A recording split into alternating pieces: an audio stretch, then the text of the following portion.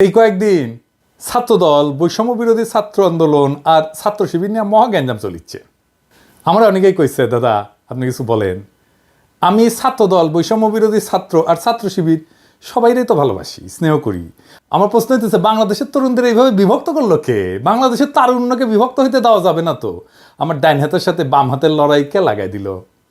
সবাইরই অনুরোধ, president, secretary, শীর্ষ নেতারা এই সব দলের কেউ অন্যের বিরুদ্ধে বলবা না। আজ থেকে টিভি চ্যানেলে গিয়ে তর্ক করবে না, ডিফিউজ করো এখন থেকে। কয়েকদিন ক্ষান্ত দাও। এজেন্সির লোক শিবির আর ছাত্রদল সাইজা অন্যের উপর ঝাঁপায় পড়বে। আমি চোখে চোখে দেখতে পাইতেছি এজেন্সির লোকেরা পূর্ণ শক্তি নিয়ে নামে গেছে।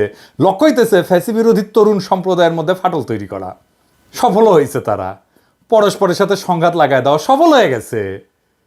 তবে এই ঘটনাগুলোর মধ্যে সবচেয়ে আলোচিত যে শব্দগুলো হইতেছে তাদের শিবির এক শিবির।